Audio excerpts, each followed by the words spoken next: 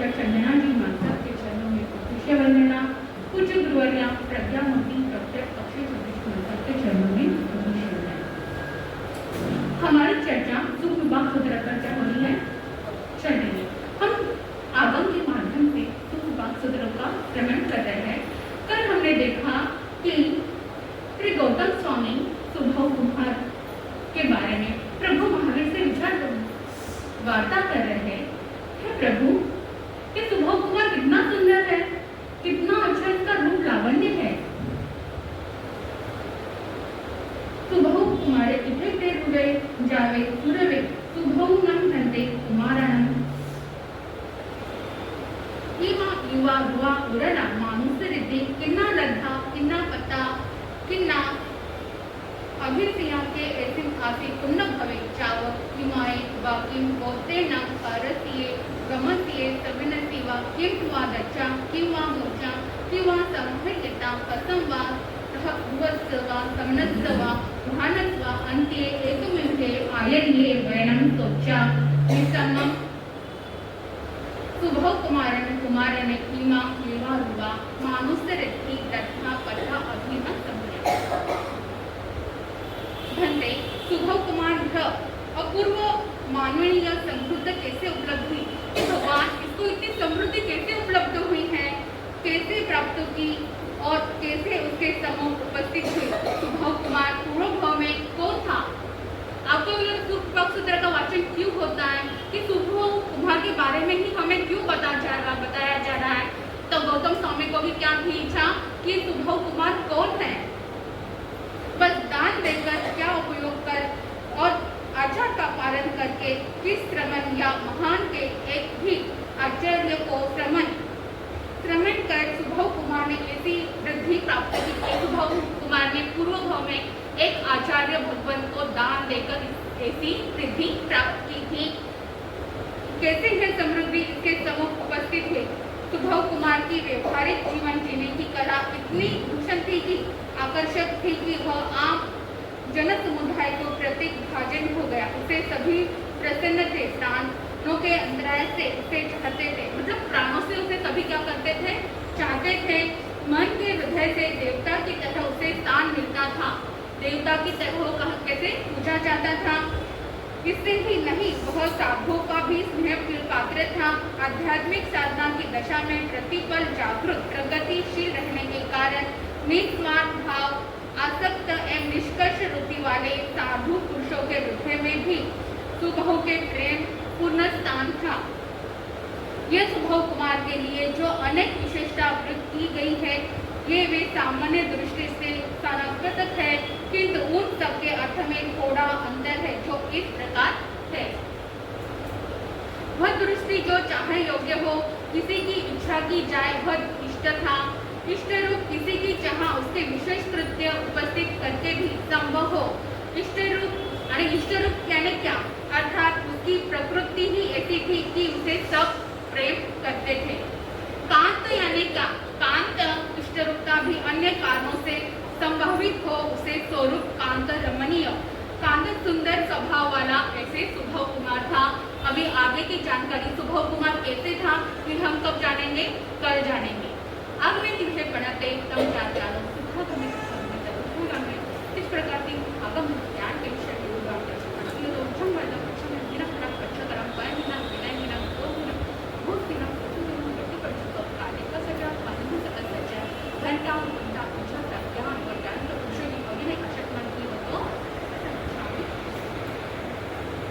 है कि कोई व्यक्ति उसके आंखों पर क्या कर दी है, पट्टी बांध दी है, और पट्टी बांधने के बाद उसको क्या होगा, दिखेगा नहीं दिखे। वैसे ही अपना ज्ञानावधीय कर्म है, यानी अपने आंखों पर क्या बांधी हुई है, पट्टी है। जैसे ही बादलों में सूरज ढक जाता है, अगर बादल सूर्य के ऊपर आ जाए, हमें बादल दिखते हैं, नहीं दिखते हैं। जैसे बादल क्या हो जाते हैं, सूरज के ऊपर आते तो हमें क्या होता है, बादल नहीं दिखते हैं। वैसे ही ज्ञानावधीय कर्म है। आपके अंदर की केवल ज्ञान प्राप्त करने की क्या है, क्षमता है। आप भी केवल ज्ञान प्राप्त कर सकते हो, लेकिन उसके ऊपर क्या हुआ है, आवरण आ गया है ज्ञान का। वो पट्टी का आवरण समझो, बादल का आवरण समझो, कोई ना कोई अपने ऊपर क्या हो गया है, आवरण हो गया। हम कैसे करते हैं ज्ञानावर्णीय का बंधन। अब आप कहीं पिकनिक पर गए, कहीं बाहर गए, तो किसमें खाना खाते हो? पेपर में वगैरह, पेपर में खाना खाया और पेपर फेंक दिया। अपना ज्ञानावर्णीय कर्म का क्या हो गया? बंधन। आज तक हमने, और कहीं घरों में ग्रोसरी के लिए जाते हैं तो बाहर एक कारपेट बिछा हुआ रहता है, उस पर क्या लिखा हुआ रहता है? वेलकम। वेलकम भी हम क्या सोचते हैं, हम ज्ञानावर्णीय कर्म का बंधन ही, लेकिन हम उसको क्या करते हैं? पाँव पूछकर कहाँ जाते हैं? अंदर जाते। तो हमने अपना क्या हो गया? ज्ञानावर्णीय कर्म का बंधन हो गया। और आजकल फैशन का जमाना है। फैशन के जमाने में आजकल लोग कपड़े भी कैसे पहनते हैं, जिसमें कोई बहुत सारे मंत्र लिखे हो या कोई अक्षर लिखे हो। महिला भी ऐसी साड़ियाँ क्या करती है? पहनती है। और पुरुष भी क्या करते हैं? उसी समय उसकी भी क्या होती है? ज्ञानावर्णीय कर्म की अवसंरचना होती है। अभी कहीं घूमते जाए, पेपर दिया और पेपर से कोई कुछ चीज नहीं मिली पूछने के लिए, पेपर फाड़ा और पूछ के फेंक दिया। और किसी को ज्ञान पढ़ने का, अपनी कोई फेवरेट किताब रही और किसी को पढ़ने का शौक है, कोई वो किताब पढ़ना ले, इसलिए क्या करते हैं? किताब को छुपा के रखते हैं कि कोई मेरी किताब पढ़ना ले। तो अपना क्या हो गया? ज्ञानावर्णीय कर्म का बंधन हो गया। अब कोई पढ़ाई करा और पढ़ाई करते करते उसको क्या कर दे दो? पहले मेरा काम कर दो, बाद में क्या करना? पढ़ाई करना। तो अपना क्या हो गया? ज्ञानावर्णीय कर्म का बंधन हो गया। हमने और बहुत सारे ऐसे आचार्य भगवान भी देखे हैं, बहुत सारे साधु संत ऐसे भी देखे हैं कि मेडिसिन के ऊपर अगर अक्षर हो तो वो क्या नहीं करते हैं?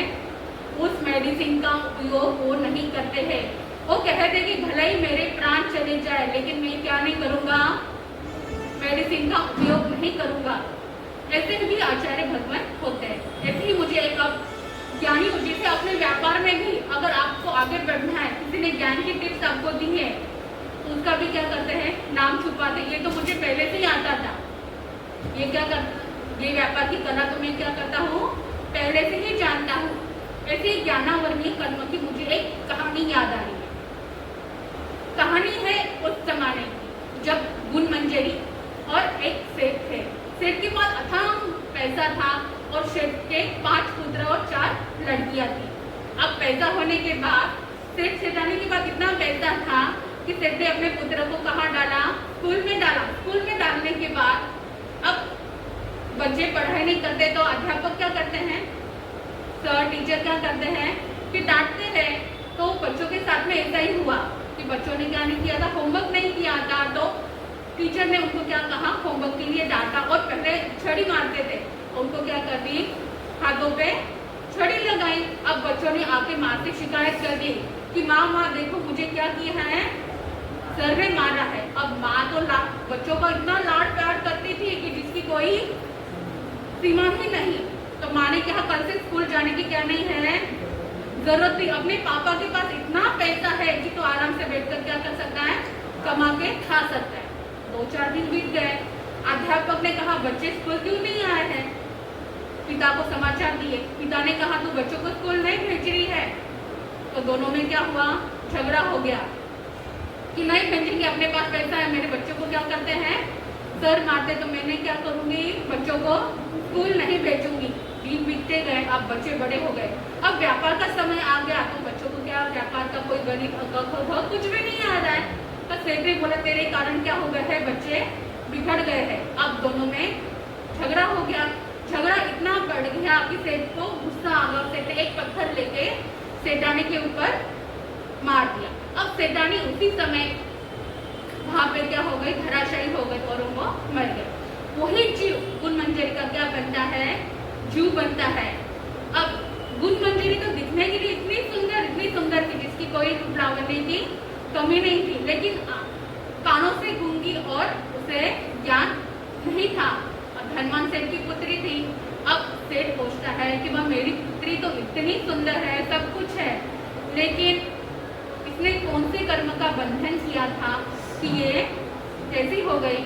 तब उस समय वहाँ पे विजय सेन नाम के गुरु भगवान वहाँ पे आते, जो वर्तमान का भी जिन्हें ज्ञान रहता है और भविष्य का भूत भविष्य और वर्तमान का जिन्हें ज्ञान रहता है। वो अपने ज्ञान से देखते हैं कि गुण मंजिरी ने कैसा पाप किया था। तो गुरु भगवान बताते हैं कि पूर्व जन्म में इसने बच्चों की किताबें क्या करती थी, चूल्हे में जो पहले चूल्हे के ऊपर खाना तो बच्चे पढ़े नहीं, इसलिए इसने क्या किया था, ज्ञान की असाधना की थी, इसने पढ़ने की किताबें जला दी थी। इसलिए क्या हो गया, इसके साथ में ऐसा हो गया। ऐसे ज्ञान का इसने बंधन किया था, इसलिए इस जन्म में इसको क्या मिला है, ज्ञान नहीं मिला, अज्ञान मिला है, और ये इस कारण बोल भी नहीं पाती और सुन भी नहीं पाती है। ओम शांति।